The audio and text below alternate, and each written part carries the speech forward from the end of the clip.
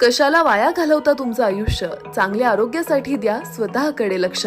होय, मुंबई पुण्याच्या धर्तीवरील पंढरपुरातील एकमेव असे ISONS सर्टिफाईड असे कैलासवासी Annasaheb Sonawane hospital orthopaedic and trauma centre doctor Mandar Sonawane आणि डॉक्टर रुचा मंदार सोनवणे यांच्या संकल्पनेतून साकारलेल्या हॉस्पिटलमध्ये सुसज्ज ऑपरेशन थिएटरची उत्तम सोय, सर्व सोयीने उपयुक्त फिजिओथेरपी सेंटर व physiotherapist, digital X-ray, central oxygen सुविधा, लिफ्टची सुविधा, स्पेशल अटॅच रूम, मणक्याचे विकार, हँड सर्जरी, पोलिओ व जन्मजात अपंगत्व अशा अनेक आजारावर योग्य व परिपूर्ण काल फलटण येथे श्रीमंत रामराजे नाईक निंबाळकर यांच्या कार्यकर्त्याचा जाहीर मेळावा संपन्न झाला.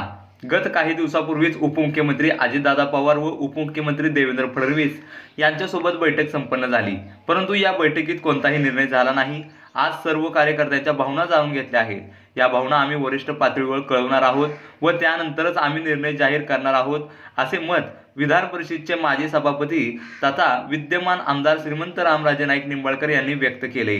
फलटण येथील अनंत मंगल कार्यालय येथे आयोजित कार्यकर्ता मेळाव्यात विधान परिषदेचे माजी सभापती तथा विद्यमान आमदार श्रीमंत रामराजे नाईक निंबाळकर बोलत होते. यावेळी फलटण, मावळ, खटाव व तालुक्यातील अनेक मान्यवर मोठ्या बहुसंख्येने उपस्थित होते. मेळावा घेण्यात आला, काय सांगू शकाल या मेळाव्यात? मेळावा स्पष्ट झालेला आहे. मेळाव्याचं कारण सांगितलेलं आहे. नेतृत्वाला सांगून हा झालेला मेळावा आहे. आम्ही दोन्ही उपमुख्यमंत्र्यांच्या समोर उमेदवार आणि जयकुमार गोरे साहेब, मी, माझे बंधू, माझे चिरंजीव असे जरा बोल ना करे मागे यांच्यासमोर हे ठरलेलं आहे. तिथं आमचे वादविवाद झाले असतील ते आम्हाला देवेंद्र फडणवीसांनी सांगितलं आहे की पंच म्हणून आम्ही दोघं काम करू. आमचा दोघांच्यावर विश्वास आहे. आज जे काही झालं हे कार्यकर्त्यांनी ज्या पद्धतीने 13 वर्ष हे चाललं इथं, त्याचा हा स्फोट आहे. हा काही माढा मतदारसंघाचा प्रश्न नाही, त्यांच्या वागणुकीचा हा प्रश्न आहे. परत बोलताना, माध्यमांशी बोलताना की मला अपेक्षा आहे, आशा आहे, असंही म्हटलं आहे पुढं की विकासाच्या वाटेवर आपल्याला जायचं. विकासाचं राजकारण करत असताना काही गोष्टी बाजूला ठेवून ते निर्णय घेतील, योग्य निर्णय. विकासाचं राजकारण आणि विकासाचं करायचं हा गुळगुळीत झालेला शब्द आहे. आमचं म्हणणं आहे त्यांनी दहशतीचं राजकारण सोडावं, तर सगळे हे सुरळीत होईल. नाही तर त्यांनी सत्ता द्यायची, आज आमचा वापर करून घ्यायचा, आज विकासाच्या गप्पा मारायच्या.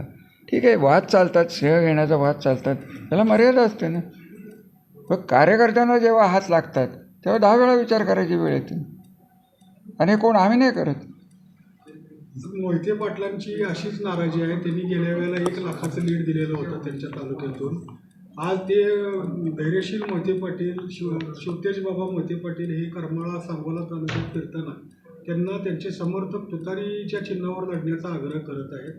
असा जर आग्रह तिकडून होत असताना आज तुमच्या या मेळाव्यात देखील अनेकांनी तुतारीचा आग्रह धरलेला आहे, काय सांगाल याबाबत? हे बघा, कार्यकर्ते त्यांचे काय करतात मला माहीत नाही, परंतु आमच्या कार्यकर्त्यांना मी स्पष्टच शेवटचं तुम्ही ऐकलं असेल की शेवटी मी स्वतः काही भाषण केलेलं नाही आहे, विचार मांडलेले नाही की तुतारी वगैरे असं काही.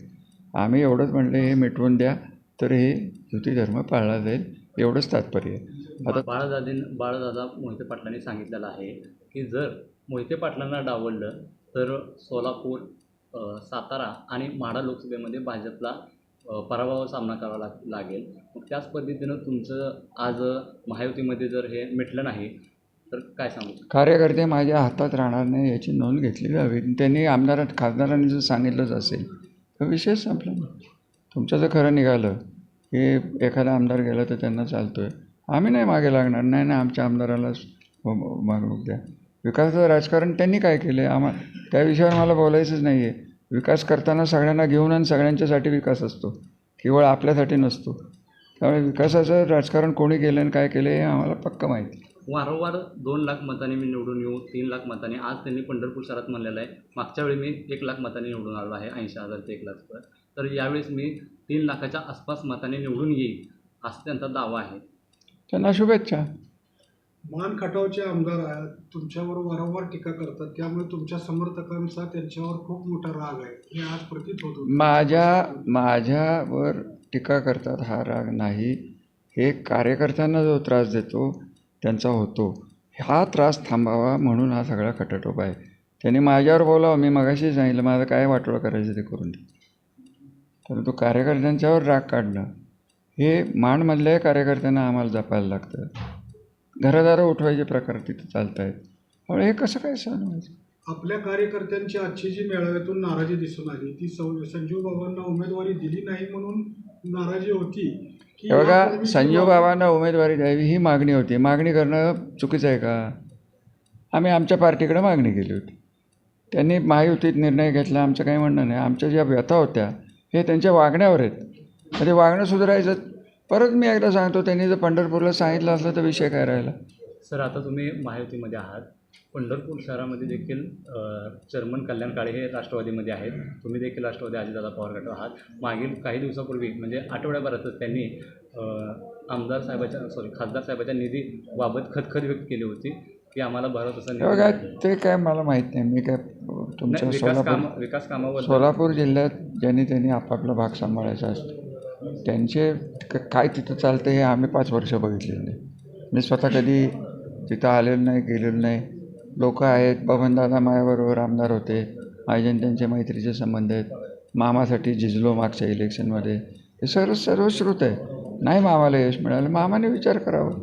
आम्ही काय करणार आहे? ज्याला त्याला राजकारण त्याचं असतं.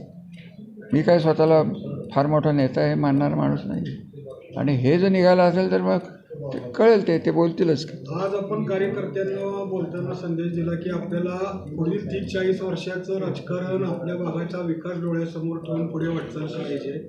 तर आपण अजितदादांना भेटल्यानंतर ज्या वेळेला देवेंद्र फडणवीस अजितदादा एकत्र बसतील, आपणालाही कदाचित चर्चेस त्या सहभागी करून घेऊन जर निंबाळकरांच्यात आणि तुमच्यात तडजोड घडवून आणायचा ऑलरेडी झाला ना प्रयत्न.